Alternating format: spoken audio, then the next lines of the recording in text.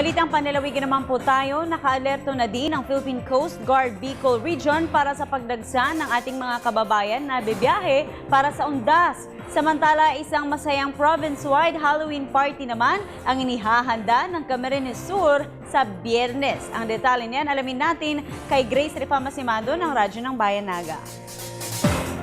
Nang iimbita si Governor Mix Villararte para sa isang province-wide Halloween party na nakatakdang ganapin sa Capitol Water Complex sa gabi ng October 31 upang salubungin ng masaya at mabiyaya ang paggunita ng undas ngayong 2014. Maraming premyo ang nakahanda para sa mga lalahok sa party. Ang may pinakabongga at nakakakinig na costume ay tatanggap ng halagang 30,000 piso.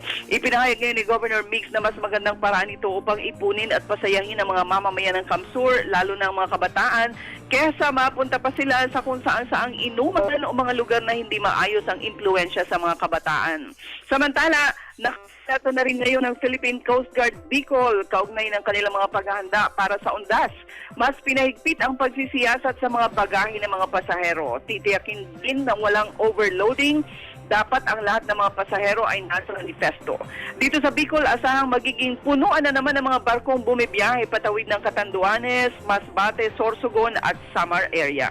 Radyo ng Bayan Naga para sa Telebisyon ng Bayan. Grace Rifamasimado.